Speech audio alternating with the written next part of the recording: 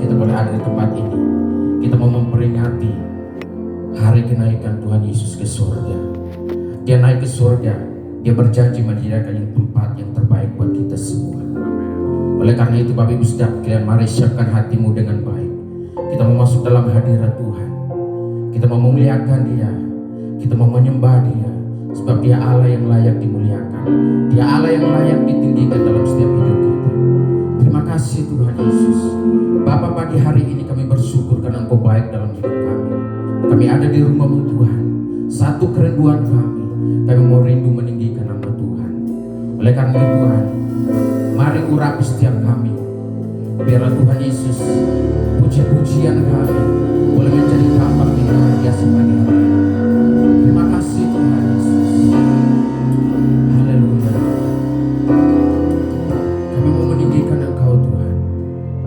Kami mau sembah Engkau lebih dalam lagi. Terima kasih Bapa.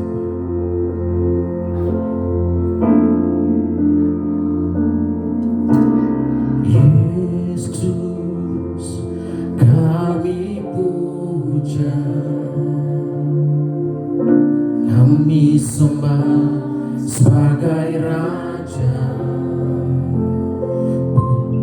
berdiri di tengah kami, ditinggikan dan dipuji.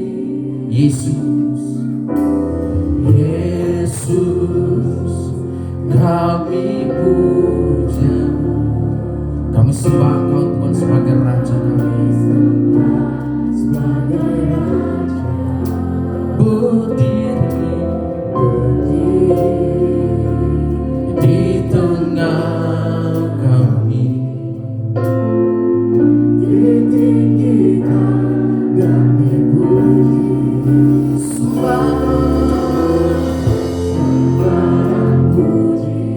Penuhi tatamu, sembah dan puji, penuhi tatamu,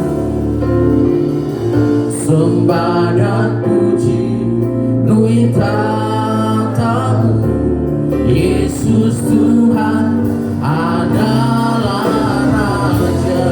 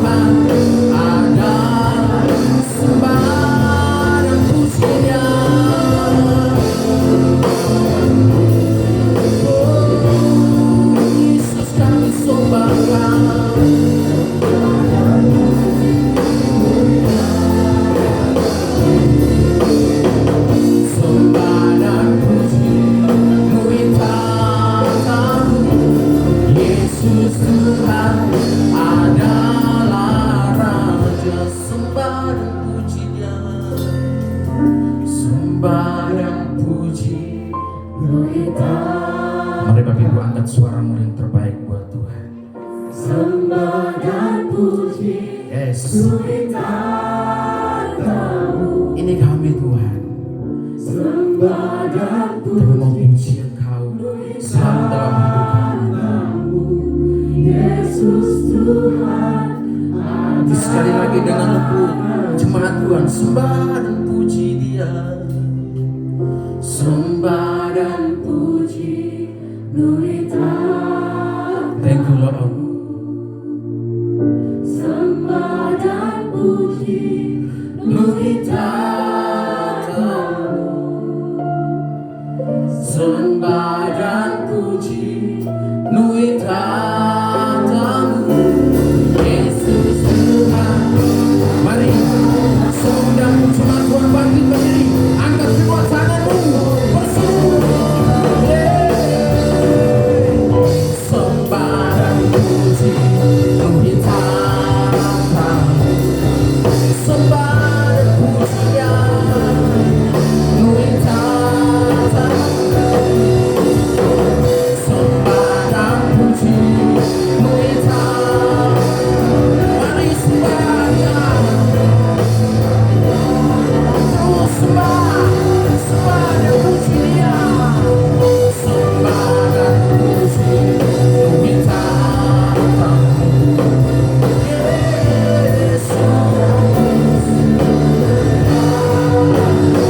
Kami sembah Engkau Tuhan.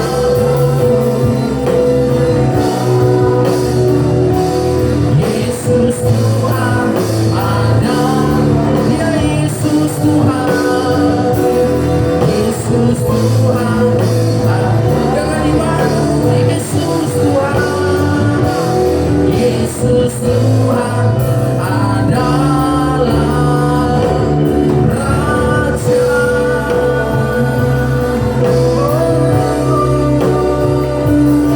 Kami sembah Tuhan, kami tinggikan nama-Mu. Haleluya. Mari sembah Dia, angkat suaramu, muliakan nama-Nya.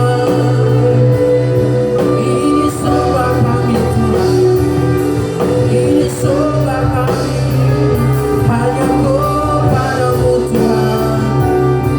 Haleluya, haleluya, glory bagi-Mu, segala pujian hanya bagi-Mu Tuhan. Haleluya. Oh, terima kasih Tuhan, terima kasih Tuhan. Haleluya. Kami bersyukur Tuhan, kami bersyukur Bapa, sebab Engkau baik di dalam hidup kami. Haleluya, haleluya, haleluya. Glory bagi-Mu Tuhan. Mari angkat suaramu sembah, sebab Dia Allah yang baik. Glory bagi-Mu Yesus. Yesus kami sembah, kami tinggikan. Haleluya, haleluya. Glory bagi-Mu Tuhan. Haleluya. Segala pujian bagi-Mu Tuhan. Kami bersyukur kepada-Mu, Allah yang setia, Allah yang luar biasa, yang memelihara hidup kami. Haleluya, haleluya, haleluya. Glory, glory, hanya bagi Raja kami. Amin. Hanya bagi-Mu Tuhan.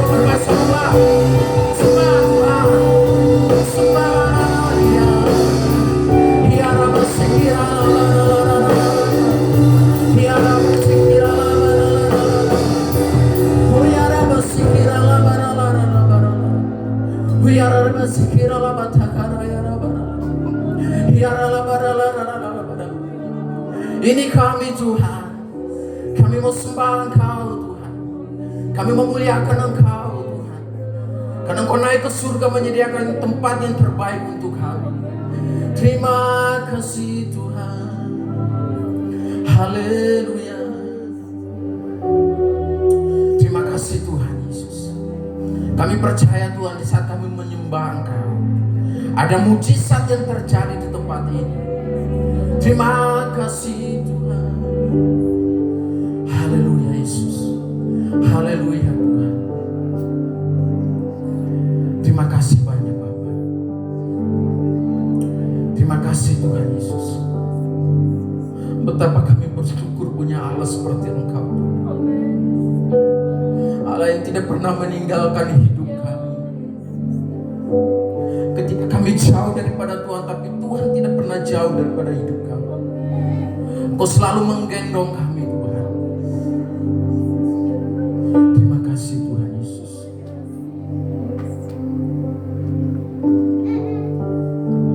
Selama aku menyembah-Mu, ku percaya ada mujizat masih terjadi. Selama Engkau beserta dengan kami Tuhan, ada mujizat di setiap hari. Sekali lagi dengan lembut, mari berkata bersama-sama. Yes. Ku percaya bahwa mujizat masih terjadi. Selama Kau besertaku, ku melihat ada mujizat. Saya rindu semua Tuhan saja. Nyanyikan pujian ini dengan imanmu kepada Tuhan. Selama ku menyembah-Mu. Amin. Kami percaya Tuhan, ada mujizat terjadi di tempat ini. Haleluya.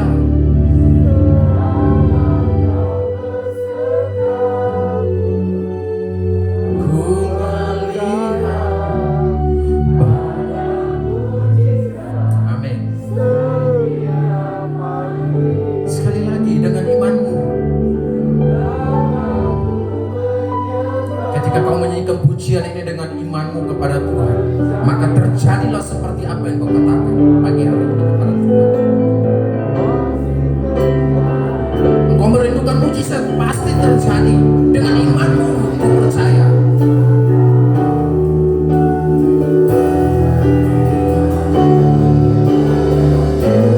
Yes, mari bersama-sama yang percaya mujizat terjadi, angkat kedua tanganmu.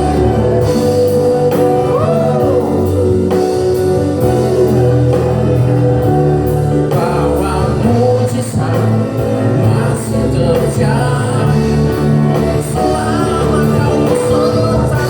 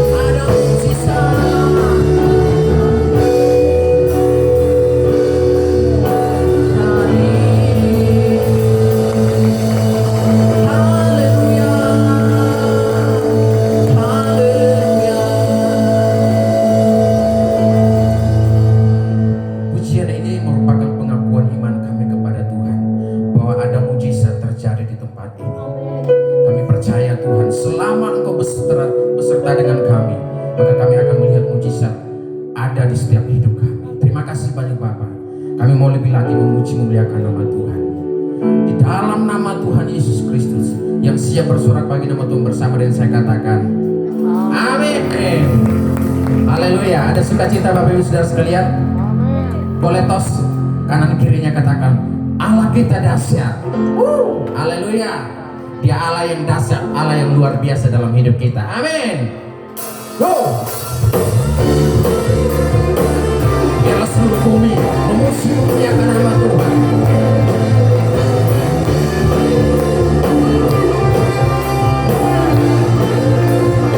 Mari bersama-sama katakan, dari utara ke selatan terdengar pujian bagi Allah, dari barat sampai ke timur nama Yesus disanjung tinggi, dari pulau-pulau, lembah-lembah, gunung-gunung yang tinggi. Yo, dari utara ke selatan terdengar pujian bagi Allah. Amin. Dari barat sampai ke timur nama Yesus disanjung tinggi, dari pulau-pulau, lembah-lembah, gunung-gunung yang tinggi. Allah dahsyat berkuasa, seluruh bumi sujud menyembah, tinggikan nama. Allah dahsyat berkuasa, seluruh bumi sujud. Amin. Mari tangan buat Tuhan Yesus kepala yuk. Mari bersama-sama katakan, dari utara ke selatan terdengar pujian bagi Allah, dari barat sampai ke timur nama Yesus disanjung tinggi, dari pulau-pulau, lembah-lembah, gunung. Mari bersama-sama katakan kemuliaannya, kemuliaannya disaksikan, kebesarannya. Yesus, Yesus, nama Yesus, hanya nama Yesus yang disanjung. Dari pulau-pulau, lembah-lembah, gunung-gunung yang tinggi. Dahsyat berkuasa, seluruh bumi sujud. Amin. Allah dahsyat berkuasa, tinggikan nama-Mu. Allah dahsyat berkuasa, seluruh bumi sujud. Tinggikan nama-Mu.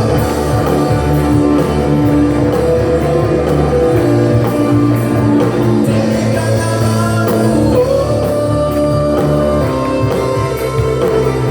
Biarlah kita selalu meninggikan nama Tuhan. Sebab Allah kita dahsyat, Dia Allah yang berkuasa.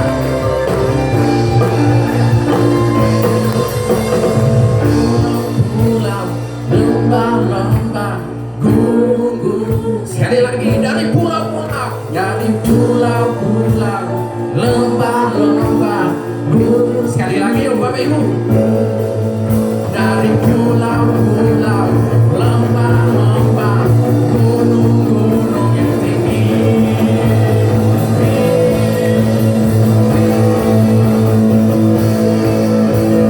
Allah dahsyat berkuasa. Yes. Tinggikan nama-Mu. Allah dahsyat berkuasa, seluruh bumi sujud. Tinggikan nama-Mu.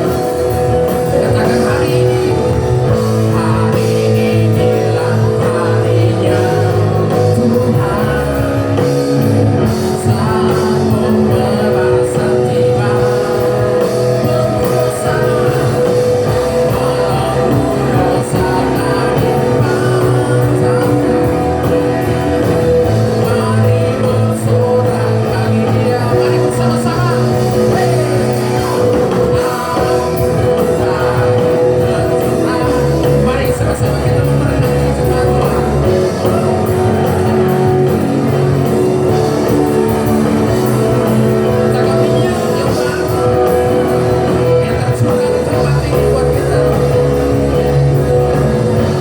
Nyata kuasanya.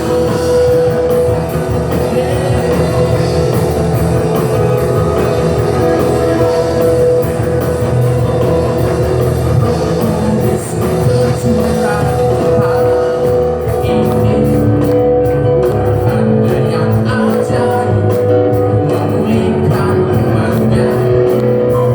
Roh Kudus tercurah bagi rejanya, membangkitkan umatnya. Mari bersama-sama hari ini. Hari inilah harinya Tuhan, saat pembelasan tiba.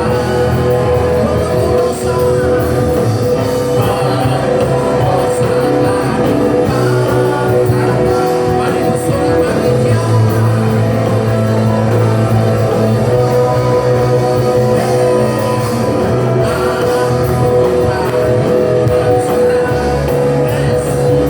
Dengan sukacita.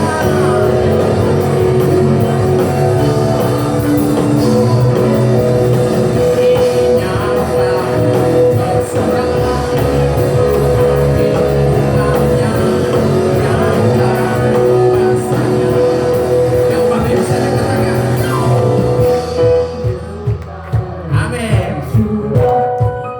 Yang tercurah di tempat ini buat kita semua Bapak Ibu Saudara.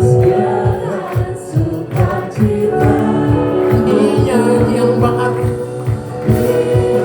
Amin. Urapi imannya, nyata kuasaan baru. Anggur baru tercurah, penuhi umatnya dengan sukacita. Minyak yang baru. Amin. Nyata kuas. Sekali lagi yuk. Anggur baru tercurah, penuhi umatnya dengan sukacita. Minyak baru tercurah, urapi umatnya, nyata kuasanya. Nyata, sekali lagi dengan iman, nyata kuasanya. Nyata kuasanya. Haleluya. Biar kuasa Tuhan nyata di tempat ini. Silakan duduk kembali Bapak Ibu Saudara sekalian. Tetap dalam hadirat Tuhan. Kita mempersiapkan hati kita untuk kebenaran firman Tuhan. Roh Kudus ini kami Tuhan. Kami mempersiapkan hati kami untuk kebenaran-Mu. Sebab kebenaran-Mu Tuhan yang menuntun setiap hidup kami. Terima kasih Tuhan Yesus. Engkau naik ke surga, Engkau tidak meninggalkan kami sebagai yatim piatu. Tapi Engkau menjanjikan satu penolong buat kami, yaitu Roh Kudus. Betapa kami bangga Tuhan, punya Allah seperti Engkau dalam setiap hidup kami. Kami mau selalu meninggikan Engkau Tuhan dalam hidup kami. Terima kasih Tuhan Yesus.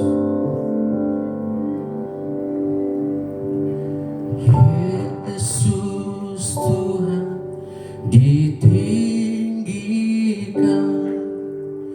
atas segala alam, dimuliakan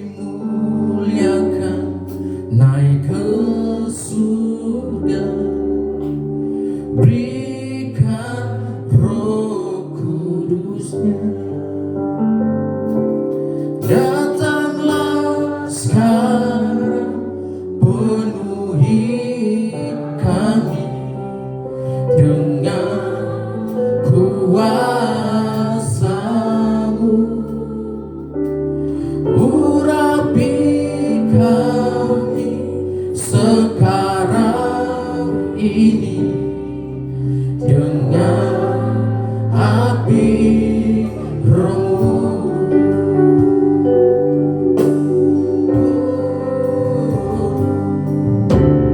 Yesus Tuhan ditinggikan,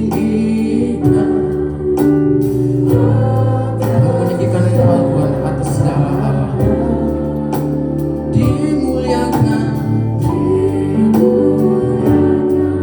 naik ke surga, berikan Roh Kudus-Nya.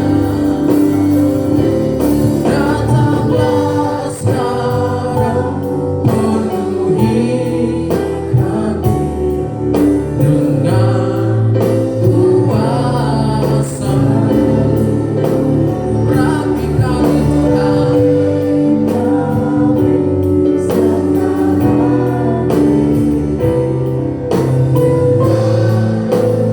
mari Bapak Ibu yang belum tahu lagu ini, kita belajar bersama-sama dengan pujian ini. Yesus Tuhan ditinggikan atas segala Allah, dimuliakan, naik ke surga, berikan Roh Kudus. Mari angkat tanganmu, berseru, datanglah sekarang, penuhi kami dengan kuasa-Mu. Urapi kami Tuhan, sekarang ini dengan api. Datanglah sekarang ini,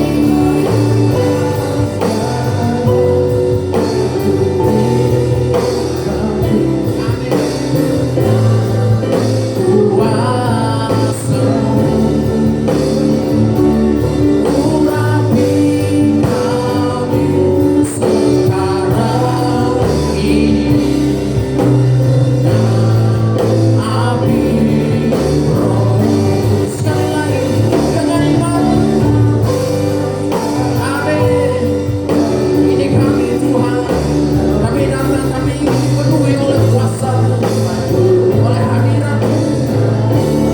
Yesus, penuhi kami Tuhan oleh kebenaran firman-Mu yang akan memudahkan setiap kami. Amin. Amin. Sekali lagi saya mengajak Bapak Ibu bangkit berdiri, angkat kedua tanganmu, tanda engkau berserah kepada Tuhan. Yes. Kuasa-Mu. Urapi kami Tuhan, api Roh. Haleluya. Oh, terima kasih. Amin. Roh Kudus, ini hamba-Mu. Roh Kudus,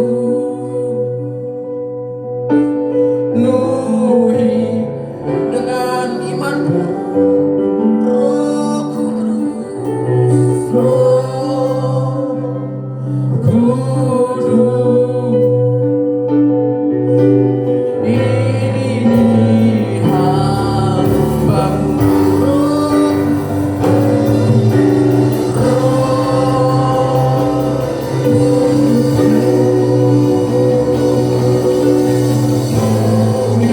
Sekali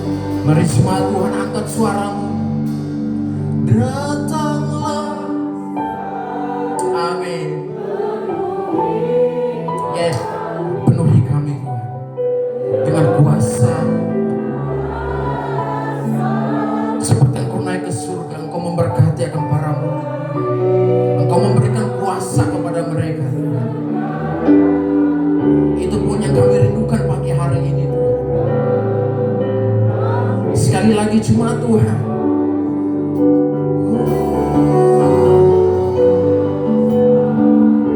Pak, saya bisa berapa?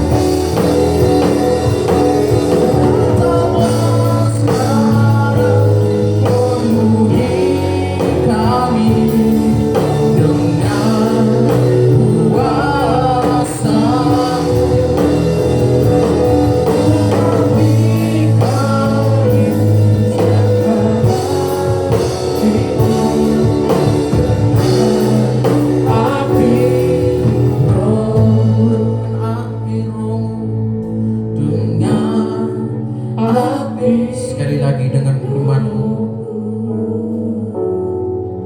Dengan api Roh-Mu. Berikan tepuk tangan untuk Tuhan Yesus. Haleluya. Kami percaya Tuhan Kau hadir di tempat ini.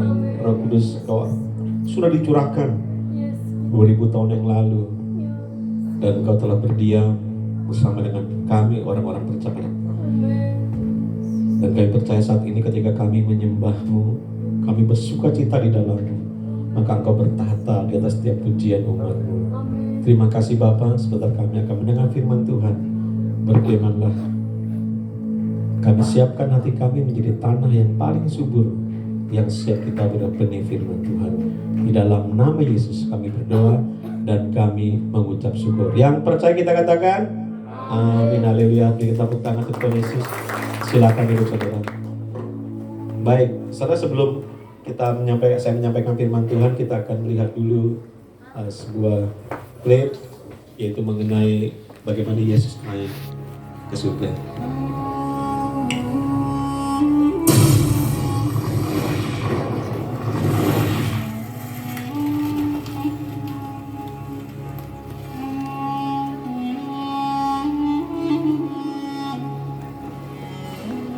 Setelah kebangkitannya, Yesus menampakkan dirinya kepada murid-murid dan Ia makan bersama-sama dengan mereka. Ia melarang mereka meninggalkan Yerusalem dan menyuruh mereka tinggal di situ, menantikan janji Bapa yang demikian katanya. Damai sejahtera bagi kamu, sama seperti Bapa mengutus aku.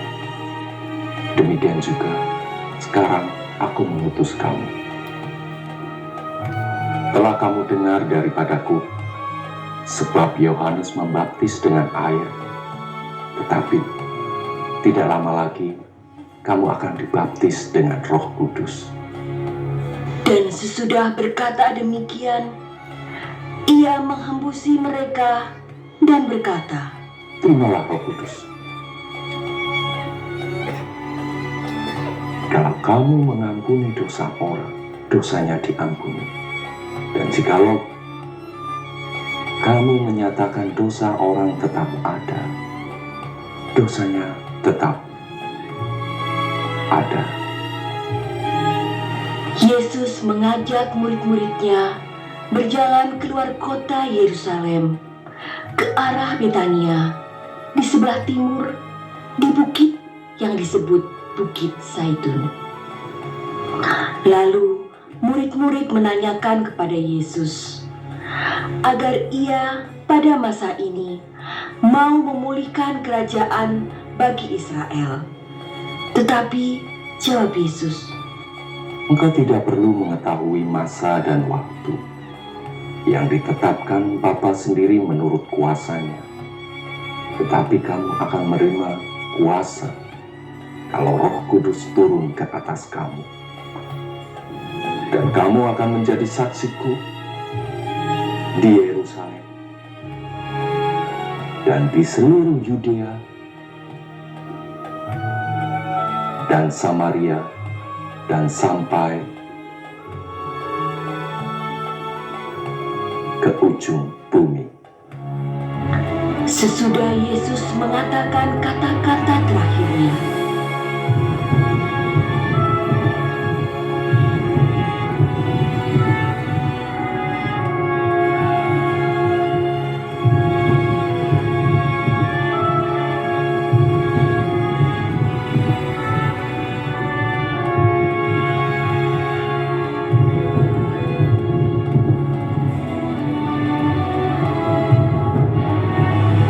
berangkatlah ia disaksikan oleh mereka, dan awan menutupnya dari pandangan mereka.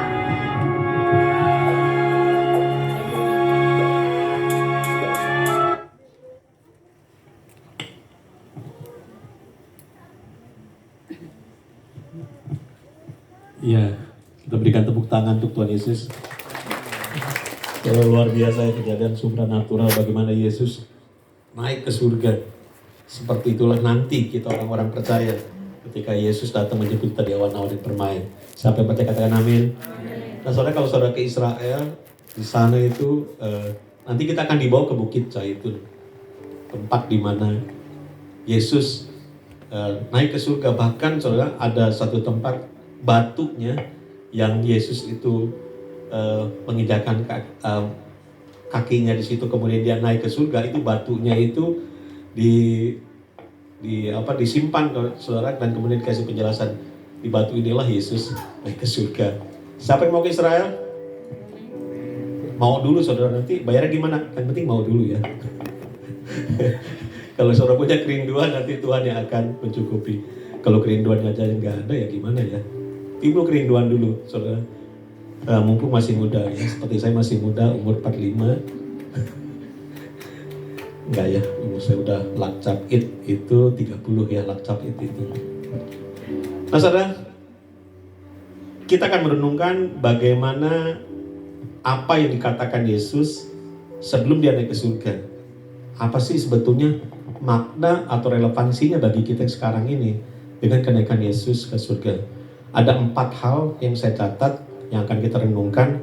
Apa yang Yesus ucapkan sebelum dia naik ke surga. Yang pertama saudara, mari kita lihat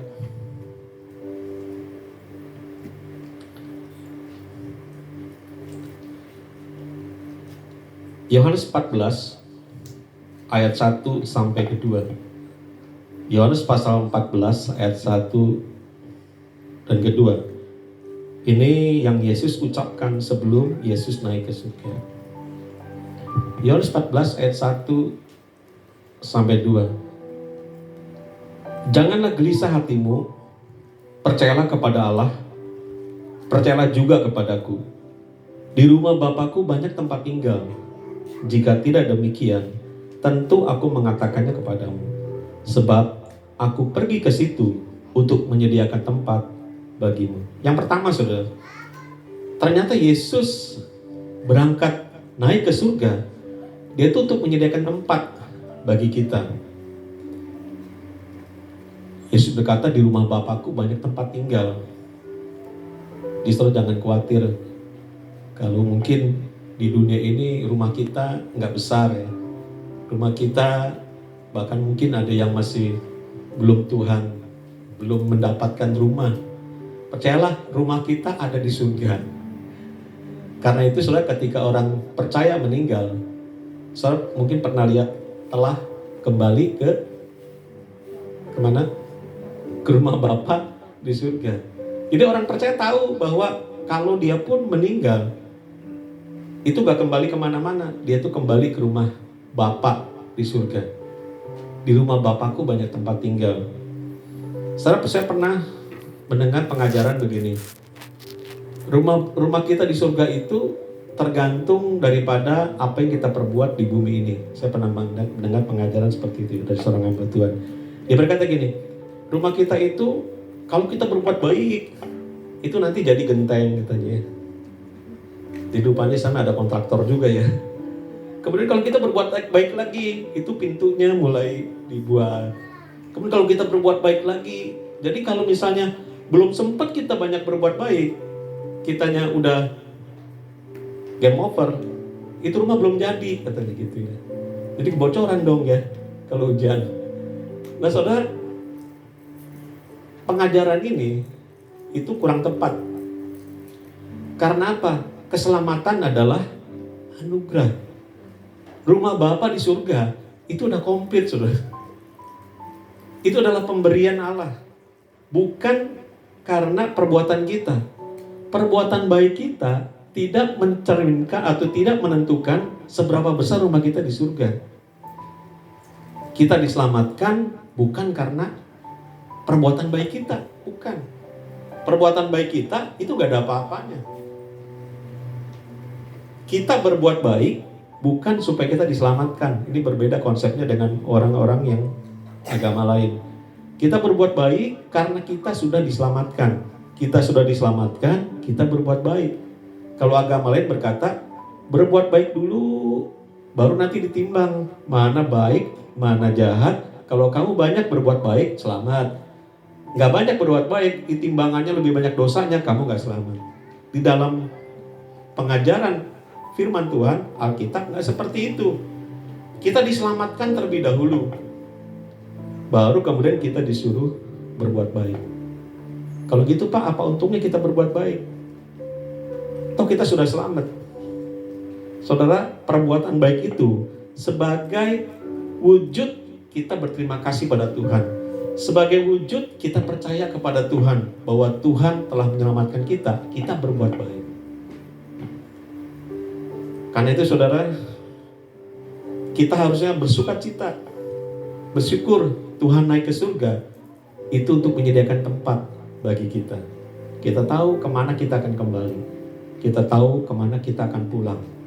Karena Tuhan sendiri telah berkata, kalau tidak demikian tentu aku tidak mengatakannya seperti itu. Tetapi karena aku tahu di rumah Bapakku banyak tempat tinggal, maka aku berkata demikian. Karena itu saudara, jangan khawatir untuk keselamatan. Karena keselamatan kita sudah Tuhan jamin. Saudara, seorang ibu berkata pada saya, Pak, saya masih banyak dosanya.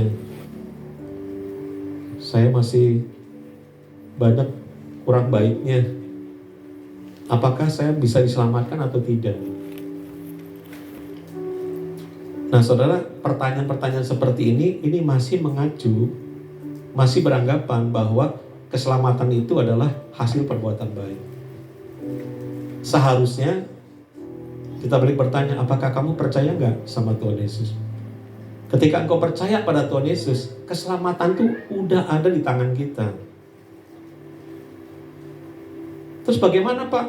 Ketika saya udah dipercaya pada Tuhan Yesus, tapi hidup saya masih hidup dalam dosa.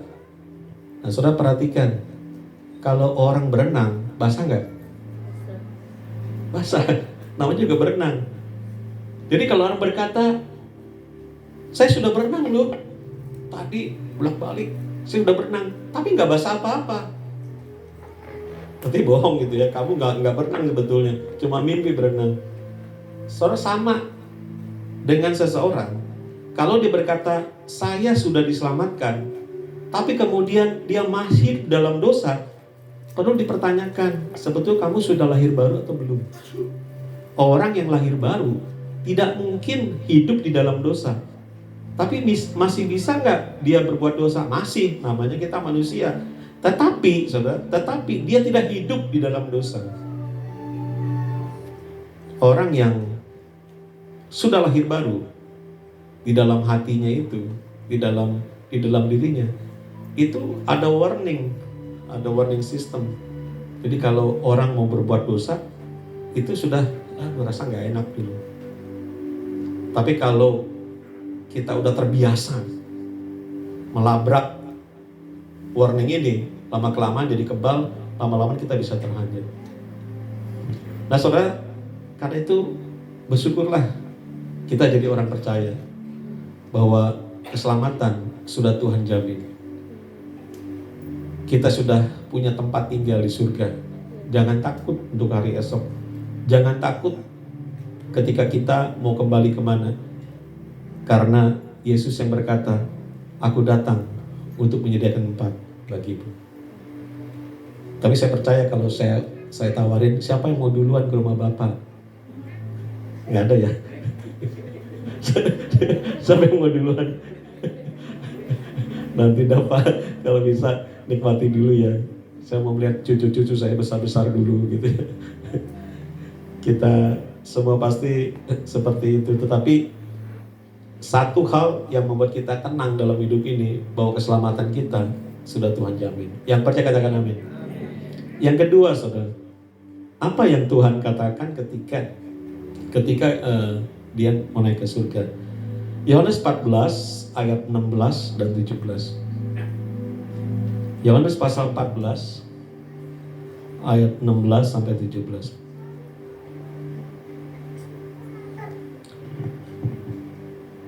Aku akan minta kepada Bapa, dan Ia akan memberikan kepadamu seorang penolong yang lain, supaya Ia menyertai kamu selama-lamanya, yaitu Roh kebenaran.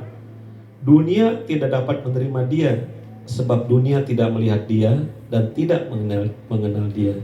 Tetapi kamu mengenal Dia, sebab Ia menyertai kamu dan akan diam dalam kamu. Siapakah penolong yang lain itu? Yaitu Roh Kudus. Roh Kudus ini kadang-kadang saudara dilupakan. Forgotten God katanya gitu. Jadi Allah yang dilupakan. Kita kadang-kadang tidak menyadari kalau Roh Kudus itu ada dalam diri kita. Kadang-kadang kita mengambil keputusan, langsung kita bertindak semaunya kita. Tapi sebetulnya ada Roh Kudus dalam diri setiap orang percaya. Karena firman berkata, tidak ada seorang pun yang dapat menyebut Yesus Tuhan kalau tidak ada Roh Kudus di dalam dirinya. Jadi kalau ada Roh Kudus di dalam diri kita, itu baru seseorang itu bisa mengaku Yesus sebagai Tuhan. Tapi kalau dia tidak ada Roh Kudus dalam dirinya, nggak mungkin dia bisa berkata Yesus itu sebagai Tuhan. Nah saudara, Roh Kudus inilah yang diberikan oleh Bapa kepada setiap orang percaya. Jadi ketika seorang percaya, dia mengaku dosanya, dia percaya kepada Yesus, maka Roh Kudus itu masuk di dalam dirinya. Apa bedanya Roh Kudus perjanjian baru dengan perjanjian lama? Saudara, Roh Kudusnya sama. Tetapi bedanya adalah kalau dalam perjanjian lama, Roh Kudus itu menghinggapi, dia tidak masuk ke dalam diri seseorang. Dan yang dihinggapinya pun itu pilihan. Enggak semua orang dihinggapi oleh Roh Kudus. Para nabi, ya, para hamba-hamba Tuhan itu baru dihinggapi oleh Roh Kudus.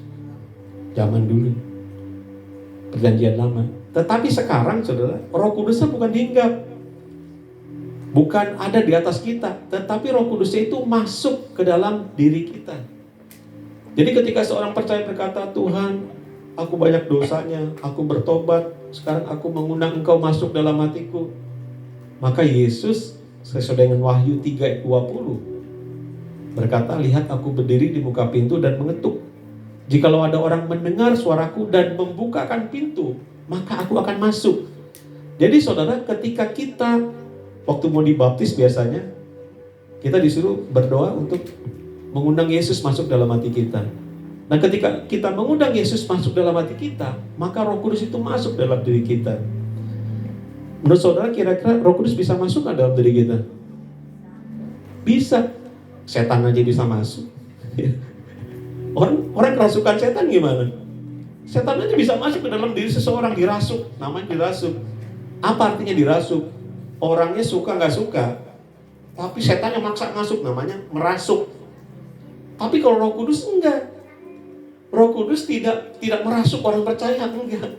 Kesurupan Roh Kudus enggak ada, saudara. Roh Kudus itu gentle. Roh Kudus itu kalau enggak diundang, dia enggak akan masuk.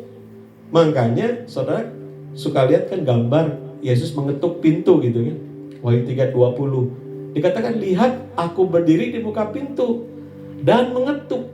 Jikalau ada, saudara perhatikan, jikalau ada orang yang mendengar suaraku dan membukakan pintu, aku akan masuk mendapatkannya.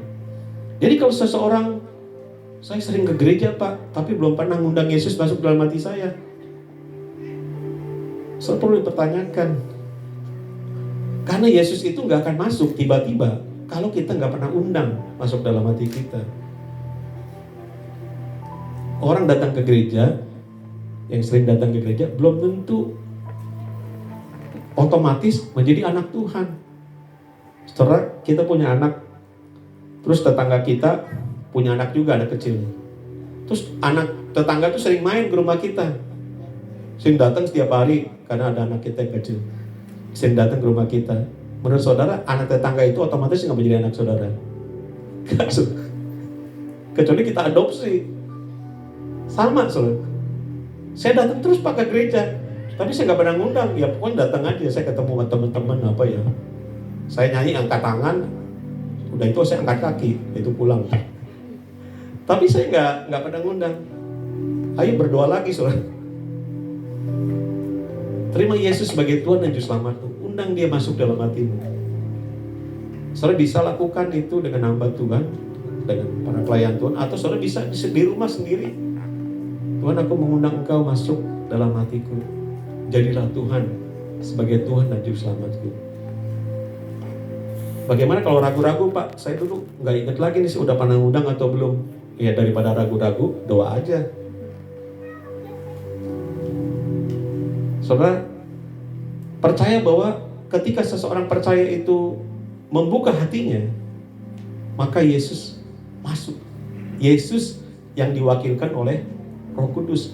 Karena Yesusnya kemana? Yesus sudah naik ke surga.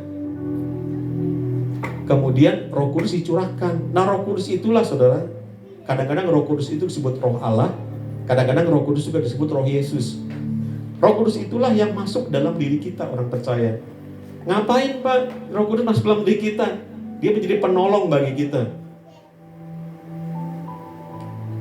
Makanya Tuhan Yesus berkata di dalam ayat ke-7, Yohanes 16 ayat 7, coba perhatikan. Yohanes pasal 16 ayat 7.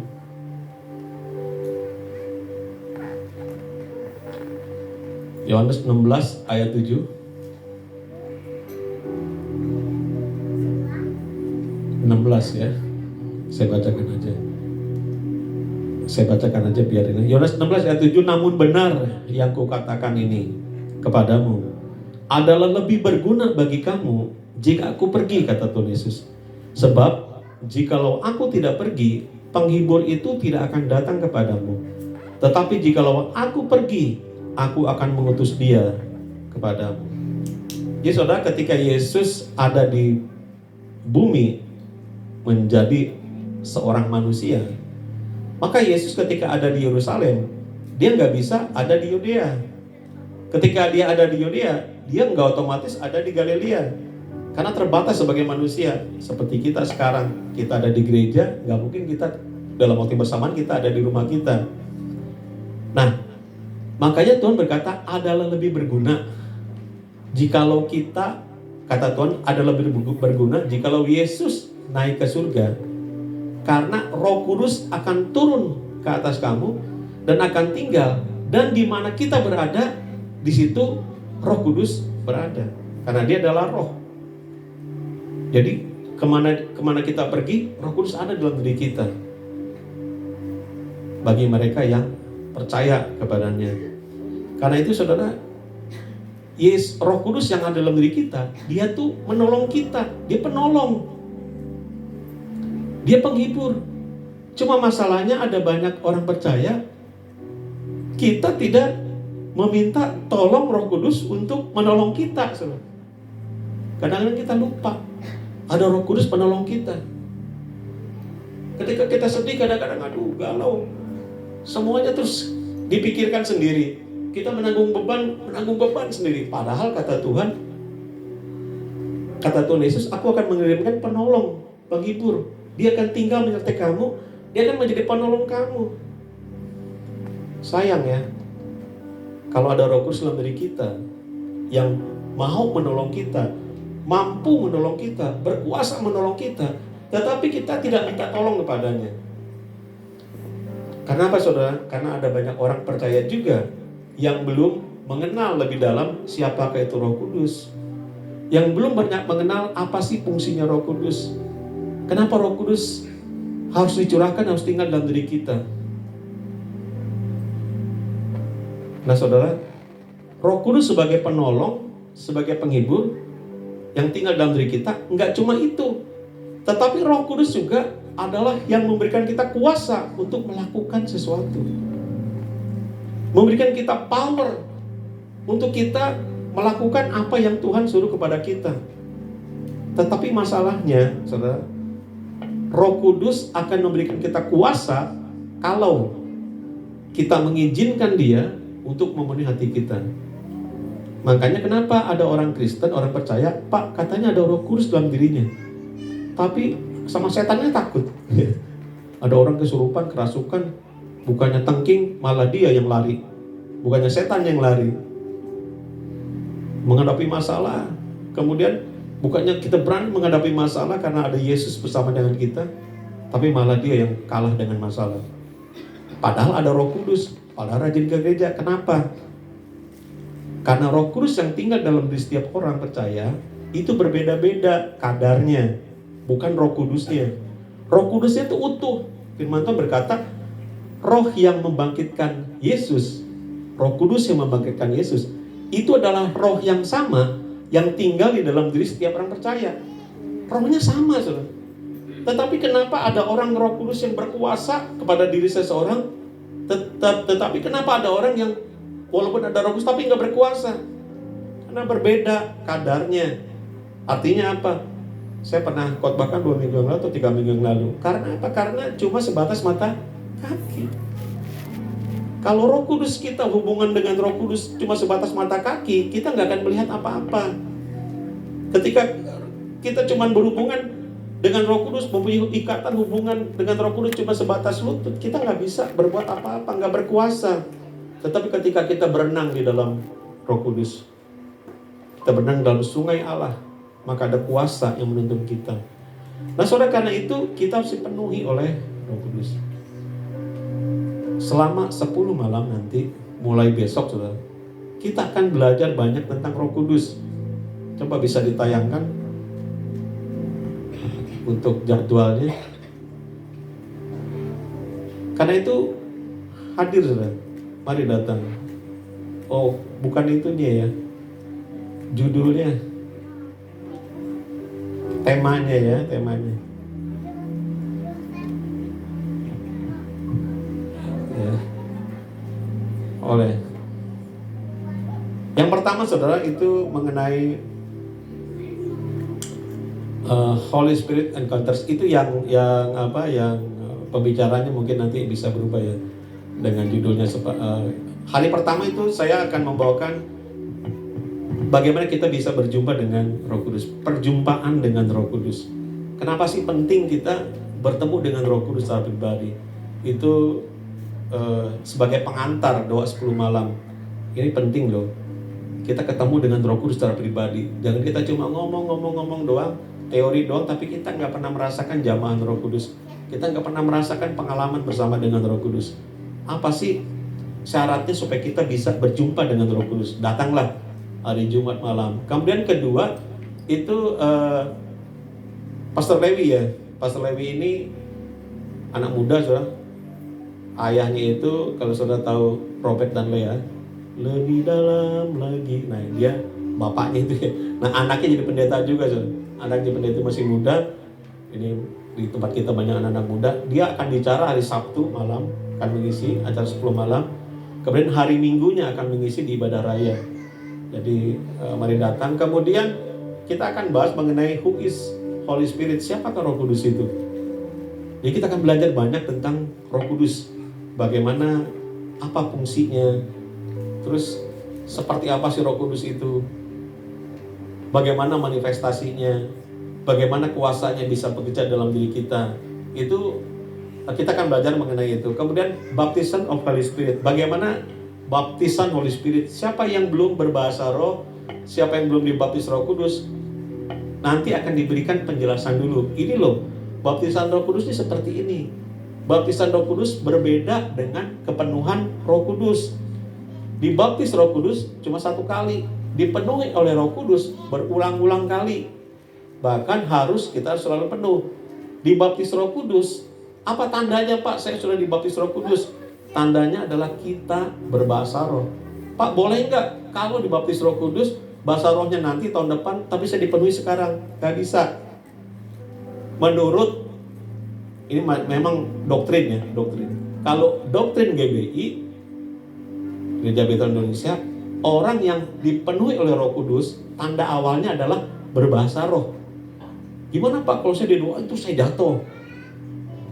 Bahkan sampai gak sadar diri, pingsan itu namanya. Kemudian, tapi saya nggak berbahasa roh. Apakah artinya saya sudah dipenuhi atau belum? Kalau menurut doktrin GBI, belum. Jadi tanda seseorang dibaptis Roh Kudus adalah dia berbahasa roh. Terus caranya berbahasa roh gimana? Datanglah di 2:10 malam itu, karena setiap malam selesai pengajaran kita ada tanya jawab, kemudian kita akan menerima pengurapan, dan yang belum dibaptis Roh Kudus, saudara, kita akan berdoa untuk dibaptis Roh Kudus. Setiap malam kita akan minta supaya ada baptisan Roh Kudus. Nah, kemudian yang keempat ya, bagaimana membangun atmosfer Roh Kudus.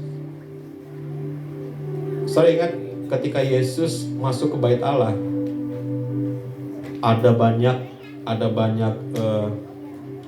orang yang berjualan di dalam Bait Allah, dan ada penukar uang. Kemudian Yesus masuk membereskan, membalikan itu semua, diberesin Bait Allah, baru mujizatnya terjadi. Orang lumpuh datang, orang buta bisa melihat di Bait Allah itu. Kenapa, saudara? Sama dengan hati kita. Roh Kudus ada dalam diri kita, tetapi Roh Kudus nggak bisa banyak bergerak kalau atmosfer dalam hidup kita itu banyak sampahnya. Sama dan juga bukan hanya di hati kita, tapi juga dalam pertemuan-pertemuan ibadah kita.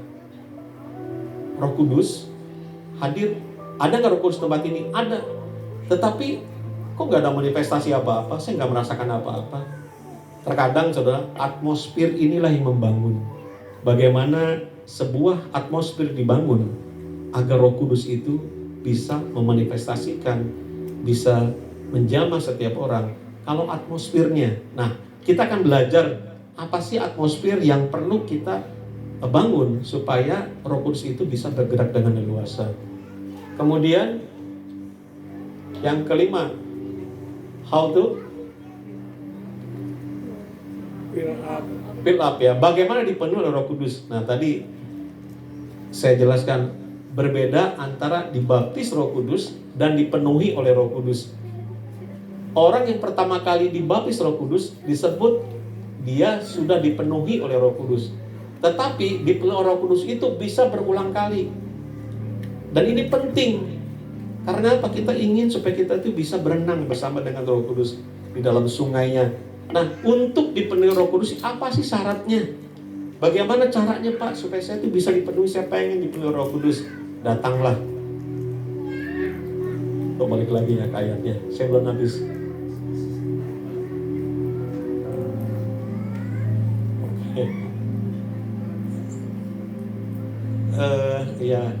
Tadi ke berapa ya? Sekarang ke 6 ya. Go deeper to the river of God. Jadi kita pengen supaya kita itu nggak cuma sebatas mata kaki, nggak cuma sebatas lutut, nggak cuma sebatas pinggang, tapi saya pengen untuk berenang bersama dengan Roh Kudus dalam sungainya. Nah, apa sih syaratnya? Bagaimana caranya supaya saya bisa masuk lebih dalam, supaya saya memiliki hubungan yang intim dengan Roh Kudus? Nah, kita akan belajar, saudara, di dalam doa 10 malam itu. Yang ketujuh,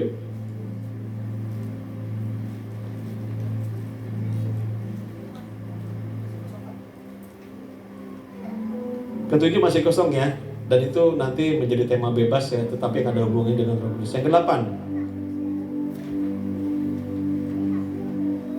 ya, karakter sama vs karisma.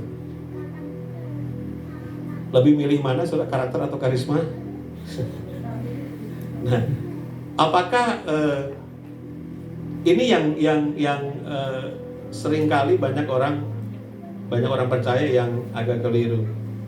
Seseorang yang berkarisma belum tentu memiliki karakter yang baik. Seseorang yang berkarakter yang baik belum tentu juga memiliki karisma. Jadi harus bagaimana?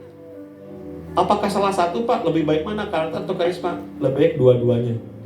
Kita memiliki karakter yang baik, kita juga memiliki karisma yang baik. Nah, karakter vs karisma ini, saudara, nanti kita akan bahas.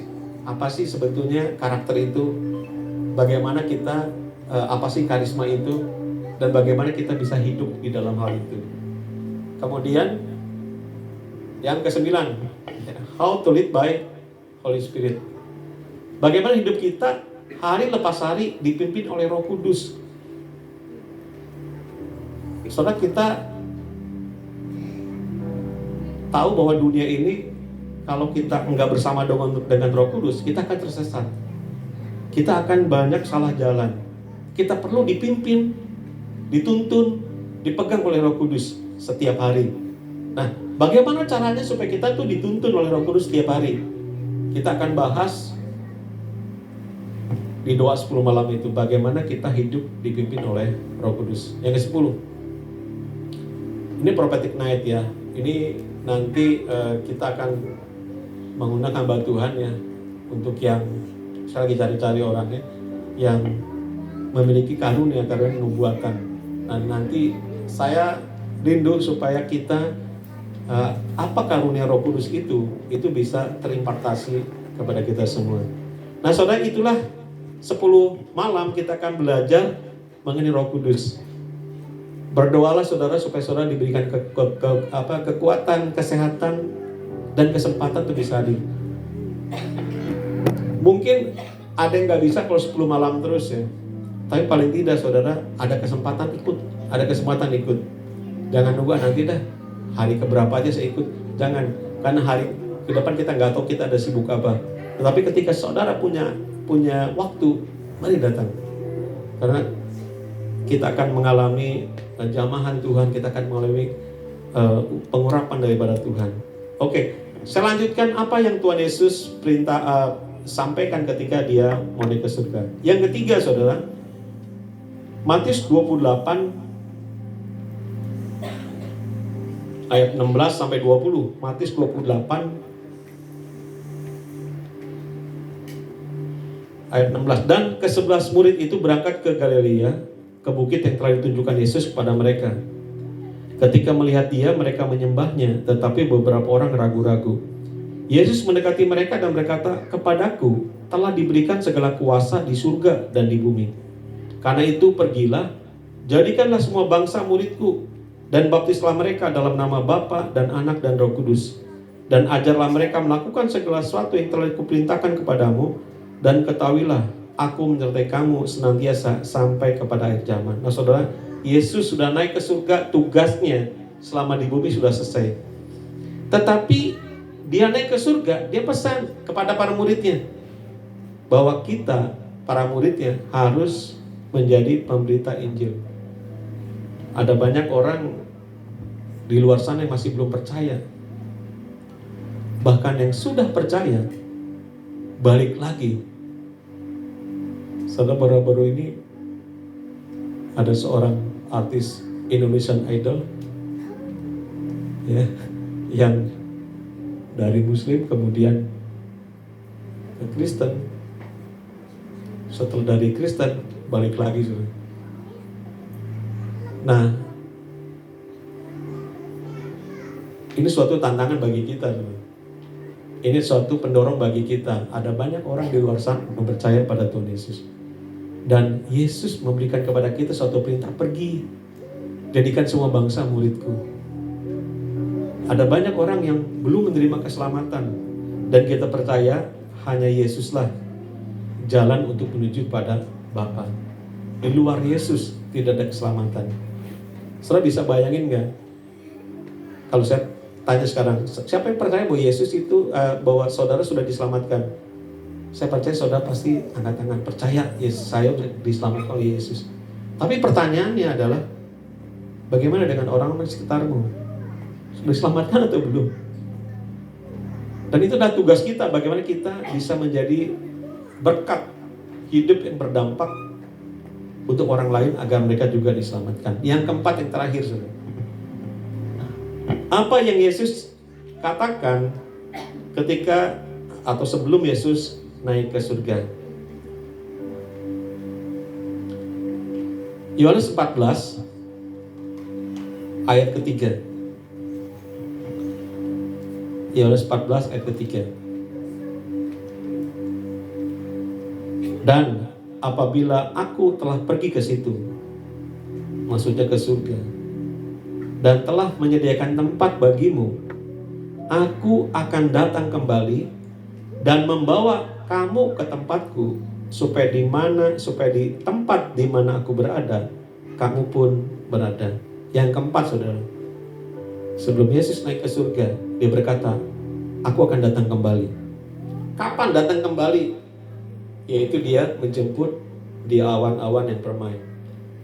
Kita lihat lagi untuk lebih jelasnya 1 Tesalonika 4 ayat 16 sampai 17. Sebentar lagi selesai, saudara. 1 Tesalonika 4 ayat 16 sampai 17. Sebab pada waktu tanda diberi, yaitu pada waktu penghulu malaikat berseru dan sangkakala Allah berbunyi, maka Tuhan sendiri akan turun dari surga, dan mereka yang mati dalam Kristus akan lebih dahulu bangkit. Sesudah itu kita yang hidup, yang masih tinggal, akan diangkat bersama-sama dengan mereka dalam awan menyongsong Tuhan di angkasa. Demikianlah kita akan selama-lamanya bersama-sama dengan Tuhan.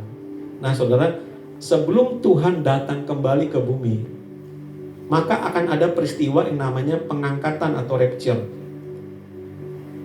Orang yang mati dalam Tuhan terlebih dahulu bangkit, baru kita yang masih hidup, yang masih percaya, kemudian diangkat bersama-sama dengan Tuhan, bersama-sama, dan Tuhan itu nungguin kita di awan-awan yang permai.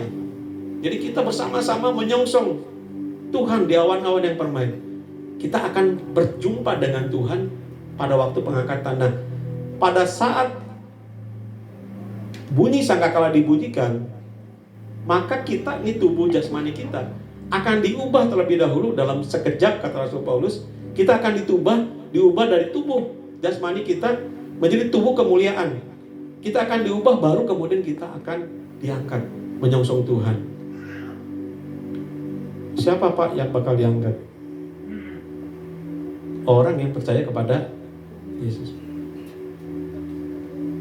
Ada banyak hamba Tuhan berkata gini, tapi ini juga menjadi perenungan bagi kita ya. Allah, Yesus itu akan datang sebagai mempelai. Seorang pengantin ya, itu ketika married pasti dia udah dewasa. Gak mungkin anak umur 10 tahun jadi pengantin, kecuali ada waktu dulu ya, anak usia kecil udah jadi pengantin. Nah, Kristus akan mengangkat orang-orang yang sudah dewasa. Tetapi yang penting adalah kita harus sungguh-sungguh percaya pada Tuhan, percaya bahwa keselamatan Tuhan sudah jamin, dan kita akan diangkat. Lihat ini sesuatu yang Matius 24. Ini terakhir, so. Matius 24 ayat 40 sampai 41 sampai 44 ya. Matius 24 ayat 40. Pada waktu itu, kalau ada 2 orang di ladang, yang seorang akan dibawa dan yang lain akan ditinggalkan. Kalau ada 2 orang perempuan sedang memutar batu kilangan, yang seorang akan dibawa dan yang lain akan ditinggalkan. Karena itu berjaga-jagalah, sebab kamu tidak tahu pada hari mana Tuhanmu datang. Tetapi ketahuilah ini, jika tuan rumah tahu pada waktu mana pada malam hari pencuri akan datang, sudahlah pasti ia berjaga-jaga dan tidak akan membiarkan rumahnya dibongkar. Sebab itu hendaklah kamu juga siap sedia, karena anak manusia datang pada saat yang tidak kamu duga. Kalau ada 2 orang di ladang, di kantor, di tempat kerjaan, di toko saudara, yang seorang diangkat, yang seorang enggak. Waduh, kalau gitu Pak, kalau saya ada berdua di rumah sama istri, yang satu diangkat, yang satu lagi nggak diangkat dong. Pengertiannya nggak gitu. Pengertiannya adalah keselamatan itu urusan pribadi. Nggak bisa kita nebeng sama suami, suami saya aja yang rajin ke gereja, saya ikutan suami, nanti kalau diangkat saya juga keangkat. Nggak gitu, saudara. Seorang suami nggak bisa ngambil istrinya, biar istri saya aja Pak yang rajin ke gereja, istri saya yang sungguh-sungguh sama Tuhan, saya masih enak-enak. Kalau diangkat nanti saya ikutan lah, dia kan istri saya. Nggak gitu, saudara. Kita suami istri ketika masalah keselamatan itu masing-masing. Bukan karena istri kita rajin kemudian kita bakal diselamatin.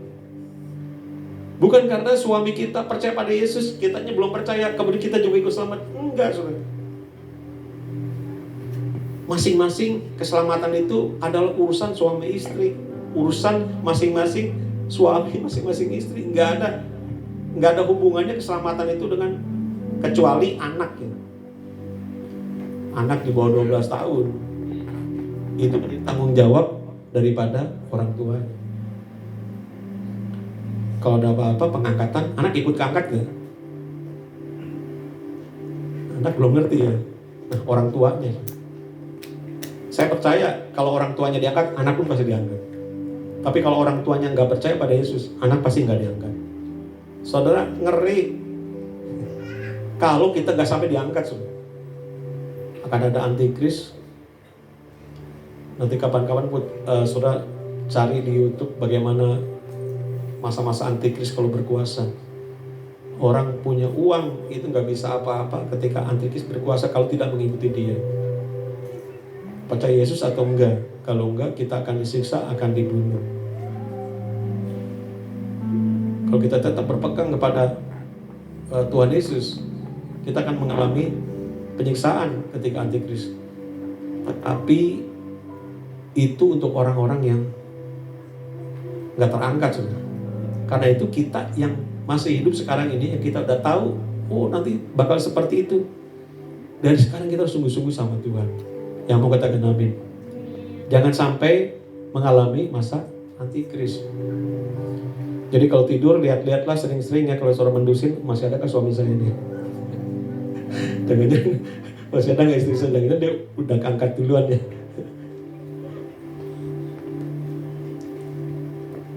Siapa yang percaya saudara pasti diangkat oleh Tuhan? Saudara percaya, dan bagaimana dengan orang sekeliling? Bagaimana dengan suamimu? Bagaimana dengan istrimu? Bagaimana dengan anak-anakmu? Bagaimana dengan orang tua kita? Bagaimana dengan koko-koko kita, cici-cici kita? Bagaimana dengan adik-adik kita? Bagaimana dengan rekan sekerja kita? Bagaimana dengan bos kita? Bagaimana dengan orang-orang yang kita kenal?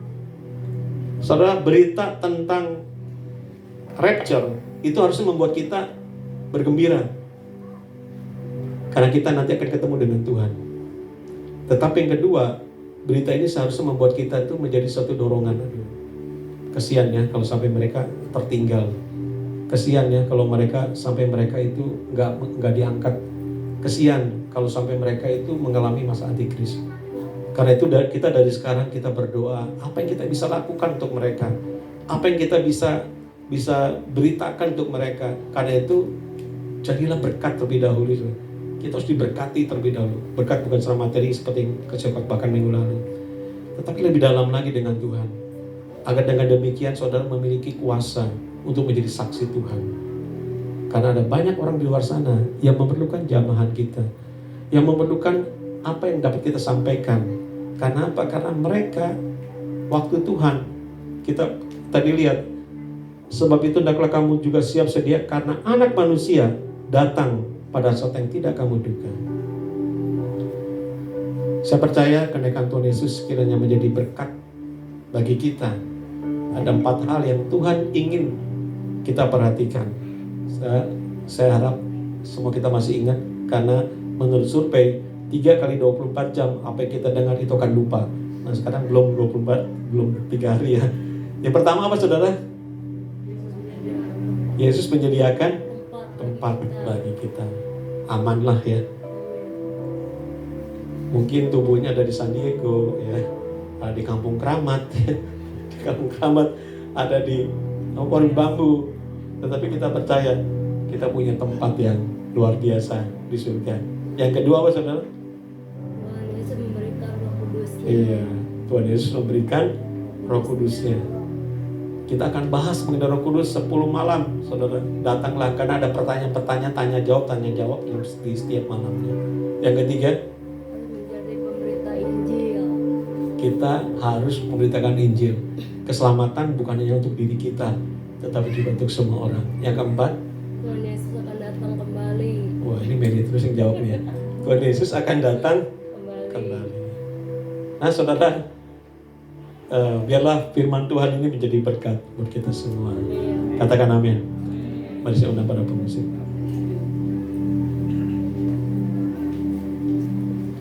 Saudara, kita bangkit berdiri.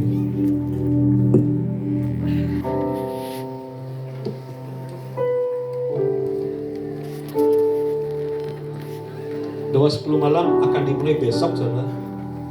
Doa 10 malam akan dimulai besok hari Jumat jam 7.